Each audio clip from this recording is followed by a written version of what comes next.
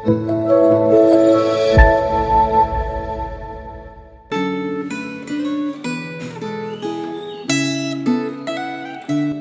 saudara-saudara, bersyukur untuk kesempatan menikmati firman Tuhan lagi hari ini. Mari kita sambut dalam doa. Bapa Surgawi, terima kasih untuk anugerah hari yang baru ini. Secara khusus juga untuk anugerah menikmati mana surgawi itu, firman-Mu itu. Dengan penuh syukur ya Bapa, kami menyambutnya. Di dalam nama Tuhan Yesus Kristus. Amin. Hari ini saya bacakan 3 ayat dari kitab Imamat pasal 16. Demikian firman Tuhan. Dari umat Israel ia harus mengambil 2 ekor kambing jantan untuk korban penghapus dosa dan seekor domba jantan untuk korban bakaran. Lalu Harun harus mempersembahkan kambing jantan yang kena undi bagi Tuhan itu dan mengolahnya sebagai korban penghapus dosa.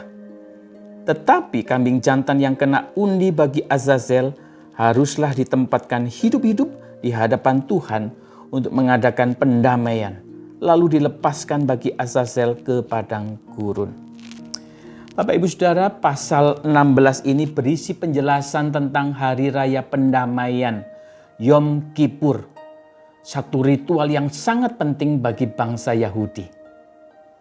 Hanya di hari raya inilah saudara, Imam Besar Harun itu punya kesempatan untuk masuk ke ruang Maha Kudus di dalam kemah suci itu.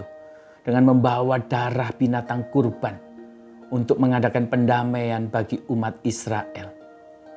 Pada hari itu saudara, umat Israel membawa 2 ekor kambing kepada Imam Harun sebagai kurban penghapus dosa.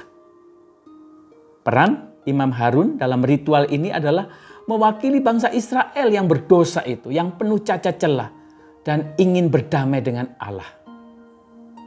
Imam Harun akan meletakkan tangannya, menyentuh 2 kambing tadi sambil mengakui dosa-dosa umat Israel. Nah, pada saat Imam Harun itu menyentuh kambing-kambing ini, saudara, dihayati, dipercaya dosa umat Israel itu pindah ke kambing-kambing itu. Dan kekudusan kambing-kambing itu pindah ke umat Israel. Artinya terjadi pertukaran posisi di sini ya. Umat Israel yang berdosa itu menjadi tidak berdosa. Menjadi kudus. Dan dianggap memenuhi syarat untuk berdamai dengan Allah. Sebaliknya saudara, kambing-kambing yang kudus tadi menjadi najis. Sehingga harus menanggung hukuman. Atau membayar harga pendamaian umat Israel dengan Allah itu. Satu kambing membayarnya dengan kematiannya saudara. Disembelih. Satu kambing lainnya membayarnya dengan dilepaskan ke padang gurun. Artinya dijauhkan dari kemah Allah dan dari perkemahan orang Israel. Jadi demikianlah caranya umat Israel itu mendapat pengampunan dosa dan pendamaian dengan Allah. Nah saudara-saudara, ritual di hari raya pendamaian ini bisa menjadi contoh yang sangat jelas tentang betapa rumitnya sebenarnya ritual persembahan binatang kurban di perjanjian lama itu. Detil aturannya saudara bisa baca di kitab Imamat dan kitab Ulangan. Di semua aturan ritual di bait Allah itu sangat rumit saudara. Dan sangat menekankan kebersihan atau kelayakan secara fisik. Jadi tubuh orang Israel maupun tubuh binatang yang dipersembahkan sebagai kurban itu harus benar-benar bersih. Setiap bagiannya harus normal, tidak boleh ada yang cacat dan tidak boleh ada penyakit. Supaya bisa dianggap kudus, tidak bercacat, tidak bercelah. Nah tetapi saudara, kalau kita mau jujur kalau membaca Imamat dan Ulangan itu, sesungguhnya mustahil bangsa Israel itu bisa memenuhi semua aturan itu. Tapi mengapa Allah bikin peraturan yang mustahil dilakukan oleh manusia itu? Saudara, ini tujuannya. Allah itu mau menyampaikan pesan bahwa semua manusia, termasuk saudara dan saya ini, secara rohani tidak ada yang memenuhi syarat untuk berdamai dengan Allah, saudara. Karena dosa, kita semua kondisi rohani kita itu najis. Tidak layak di hadapan Allah, saudara. Bagian luar kita mungkin bisa dibersihkan ya. Bisa kelihatan saleh, kelihatan kudus. Tetapi semua ritual hukum Taurat itu termasuk darah binatang kurban itu tetap tidak bisa membersihkan bagian dalam kita, saudara.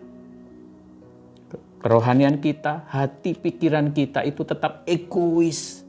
Tetap mengejar pembuktian diri dan kemuliaan diri, saudara. Jadi sebetulnya istilah atau nama Hari Raya Pendamaian ini juga kontradiktif, saudara. Secara arti, Yom Kippur itu artinya hari raya yang menutup. Ya, termasuk juga artinya menutup dosa umat Israel. Tetapi sesungguhnya ritual itu tidaklah bisa menutup masalah dosa umat Israel di perjanjian lama itu. Ibrani pasal 10 ayat 1 menyatakan semuanya itu hanyalah bayangan dari keselamatan saja. Tapi bukan hakikat dari keselamatan itu sendiri. Itu sebabnya saudara, semua manusia itu butuh Tuhan Yesus. Karena hanya Tuhan Yesus yang bisa sungguh-sungguh menutup dosa kita dan mendamaikan kita dengan Allah, saudara. Karena di kayu salib itu, saudara, Tuhan Yesus itu mengalami apa yang dialami dua kambing yang dikurbankan oleh Imam Harun tadi, saudara. Ya. Seperti kambing yang pertama yang dibuang ke padang gurun, dijauhkan dari kemah Allah, dari perkemahan orang Israel, saudara. Yesus juga mengalaminya, saudara. Ia tersalib di Golgota, bukan? Itu lokasinya di luar kota. Menggambarkan Yesus itu dijauhkan dari komunitas bangsanya. Dan di kayu salib itu Yesus ditinggalkan oleh semua muridnya. Bahkan ditinggalkan oleh Allah Bapa. Dan sama seperti kambing yang kedua yang disembelih oleh Harun tadi. Yesus sebagai anak domba Allah juga disembelih, bukan? Darahnya mengalir, saudara. Karena cambukan, karena mahkota duri, karena paku, karena tombak, saudara. Saudara, hasilnya apa yang dilakukan Yesus itu? Kolose pasal 1 ayat 22, saudara. Paulus menyebutkan bahwa darah salib Yesus itu menempatkan kita. Artinya mengubahkan kondisi atau posisi kita. Menjadi kudus, tidak bercacat dan tidak bercela di hadapan Allah. Itulah Injil, saudara-saudara. Bersyukur Hari Raya Pendamaian di Perjanjian Lama ini mengarahkan kita untuk mendengar lagi kabar baik itu, yakni Injil. Kiranya setiap kita, saudara, tetap teguh di dalam iman, tidak bergeser dari pengharapan Injil. Kiranya hidup kita ini, kata dan perbuatan kita, setia memberitakan Injil. Amin. Kita berdoa. Tuhan, kami bersyukur diingatkan lagi bahwa ritual agamawi, perbuatan baik kami tidak bisa mendamaikan kami dengan Allah yang Maha Kudus itu. Terima kasih yang Allah Bapa, Engkau sudah merancangkan karya penebusan buat kami.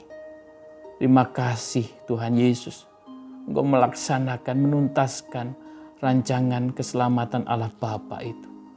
Kami bersyukur Allah Roh Kudus melahirbarukan kami, membuat kami bisa beriman kepada Tuhan Yesus. Tolong mampukan kami untuk bisa menjadi murid-murid Yesus, menjadi saksi-saksi yang setia seumur hidup kami. Amin.